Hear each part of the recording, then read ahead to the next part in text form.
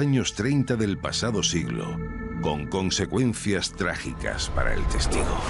Vamos a remontarnos a principios de milenio, año 2002, 2003, 2004, cuando dos hermanas vienen a mi consulta de otorrinolaringología en la ciudad de Antequera y empiezan a contarme una historia de su padre en los años 30 del siglo XX, aquí, en donde estamos, en el Torcal de Antequera, en la olla que tengo aquí en mi espalda, donde un día que está haciendo las cabras, comiendo las cabras, se encuentra con un objeto de forma cilíndrica, con una especie de pata de aspecto metálico, y que ocurre que aparece un sonido, y ese sonido hace que todo se paralice.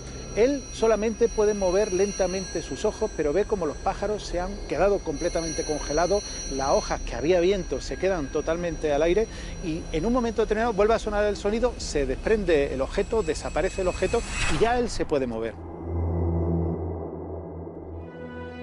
Cuando llega a casa, comenta a la familia lo que ha visto, que le impresiona, pero cuál es su sorpresa cuando a los pocos días de lo que le ocurrió empieza a encontrarse mal, un malestar importante, va al médico. En aquella época, estamos hablando, años 30 y tanto del siglo XX, pues le hacen una analítica y le diagnostican un mal de sangre.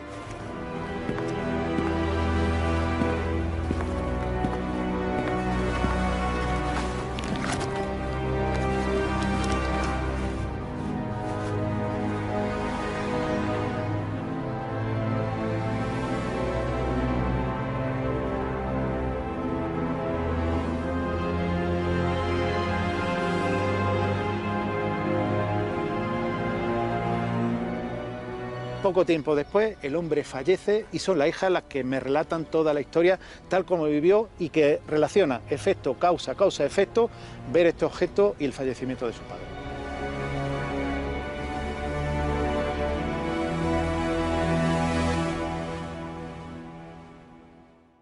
Otra investigación que se hizo tiene como protagonista a Chema Lebrón, un hombre que vio una extraña luminaria sobre la zona de repetidores el 3 de septiembre de 1993 en el paraje del Torcal.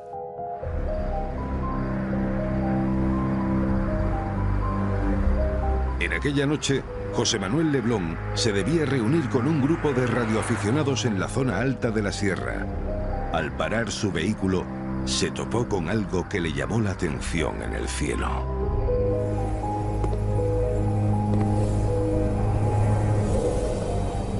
Empecé a ver como luces que daban saltos y cambiaban de color. Blanco, rojo y verde. Blanco, rojo y verde. Y unos movimientos un poco extraños. Sinceramente, mi primera idea fue que había unas maniobras militares, porque en aquella época, aunque esto es paraje natural, todavía se realizaban maniobras militares, venía de hecho la COE y la Brigada Paracaidista. Subí a las antenas porque las vi iluminadas, creí que estaba el puesto de mando avanzado de las maniobras allí, estaban encendidas pero no había nadie.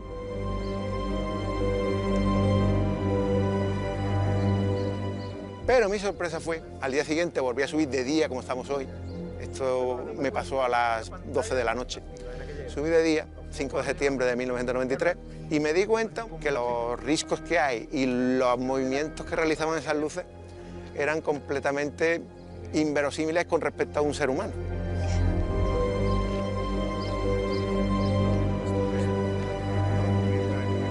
Veteranos investigadores de Antequera como Miguel Ángel Varo, Ramón López Reina y el mismo José Manuel Leblón han recogido a lo largo de muchos años otros casos de avistamientos, incluso entre el paraje natural y la zona urbana, como los que vivió Dolores García en los años 70.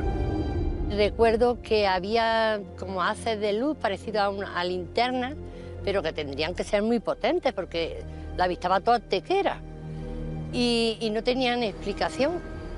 Acudían de noche al campo a ver las luces y los agricultores solían quejarse porque incluso les destrozaban los cultivos, ¿no?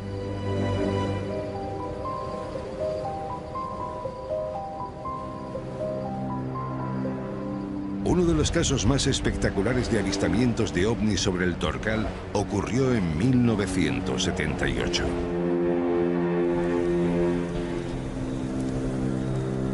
Varios espeleólogos, entre ellos Manuel Parejo, también adiestrador de canes para las fuerzas de seguridad del Estado, pudieron contemplar algo asombroso de madrugada, mientras descansaban después de una expedición a las cuevas.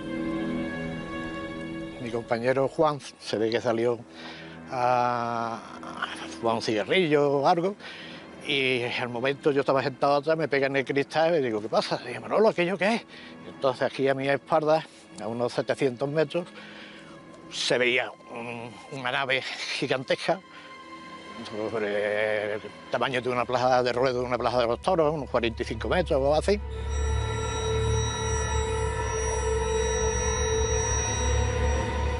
Y entonces lo pudimos ver porque de toda la parte de atrás salían unos proyectores, una luz muy potente, comparada en aquel tiempo yo era operador de cine y ellos también, a la de las cabinas del cine, una luz brillante, fantástica. Iba la luz, se encendía un segundo, se apagaba, se encendía, y por eso a él lo identificamos. Estamos hablando de unos 700 metros de esquí, y hasta llegar a este punto, pues tardaría 20 minutos o así, a una altura de unos 30 metros. Iba rodeando todo lo que es la dehesa, muy despacio, paso de personas, como si fueran dos platos no de sopa, los otros más planitos invertidos, y de altura podría tener desde la base arriba unos 10 metros. Yo no le vi ninguna ventana, ni ruido, nada, absolutamente nada. Nada más que esa parte que salían esos haces de luz impresionantes en la parte de atrás. Poco después de haber pasado muy cerca de los atónitos espeleólogos, el platillo volante se lanzó en dirección a Málaga a una velocidad vertiginosa que dejó boquiabiertos a los testigos.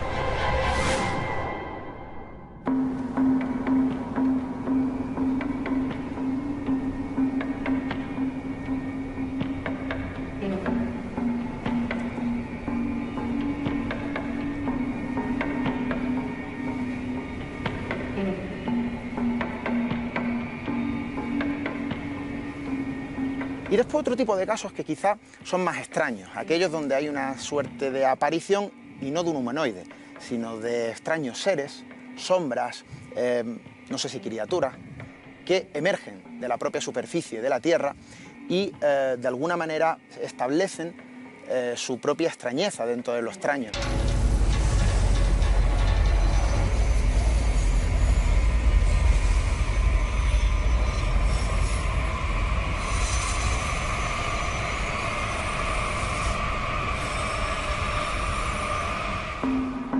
Una de las investigaciones que hicimos en la Noche de los Asombros fue la correspondiente a Carlos Melero. Un 3 de julio de 1997 tuvo una experiencia aterradora aquí en el paraje del Torcal. Carlos Melero y otros dos amigos de Antequera estaban situados sobre lo que es hoy la zona de parking y recepción del paraje natural, para realizar observaciones astronómicas a simple vista y con prismáticos. En ese momento, fueron sorprendidos por un extraño ruido, relativamente cercano a ellos.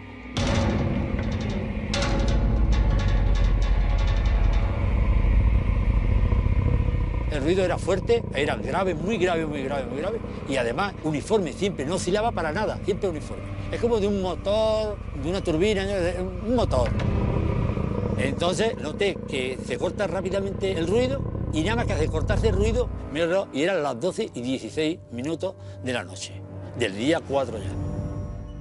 O sea, totalmente en silencio. O sea, el movimiento que tenía aquí, la vida de fauna y la vida de animales que puede tener el Torcal, ahí no se escuchaba nada, ni viento, que había un poquito de viento, ni viento. O sea, se quedó todo como si estuviéramos en una burbuja, herméticamente cerrada.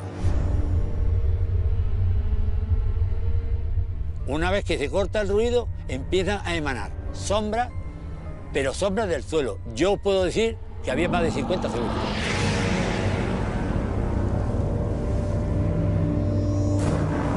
Estas sombras eran negras y se veían sobre los judos. Entonces me quedé yo solo. Empezaron a hacer un círculo, pero un círculo perfecto. Yo calculo que entre ellos y yo había 1 metro, 1,20 m con mucho, tanto al lado derecho como al izquierdo, como al frente, y supongo yo por detrás también. Puedo decir que estos seres, ninguno, yo no vi que pasaran del 1,50 m a 1,55 m. Todos eran más bajos que yo. Todos me llegaban al pecho. Una vez que ya me rodearon, yo noté un frío muy grande. Me metieron por los lados de donde están los riñones, yo noté que me estaba traspasando algo. Entonces me traspasaron una frialdad que era como un témpano de hielo, vamos. Yo me quedé con mucho frío en el cuerpo. Me estaban cogiendo como los pulmones, como me estaban apretando los pulmones. Yo ahí ya vi que me faltaba aire. Entonces ya ahí quise yo salir ya de allí. Fueron 6 minutos 35 desde que salieron las sombras hasta que yo me fui.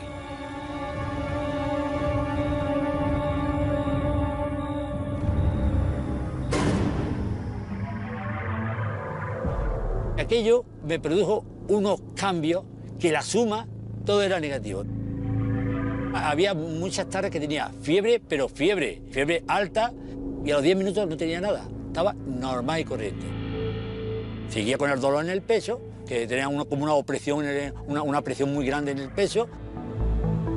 Algunos de estos efectos y molestias físicas persistieron hasta 9 meses después del insólito encuentro. Hasta hoy, pasados tantos años, el testigo sigue repitiendo lo mismo, que en aquella noche vio a los que llamó seres sombra emerger del suelo, rodearle y provocarle una serie de alteraciones fisiológicas que afortunadamente no le costaron la vida.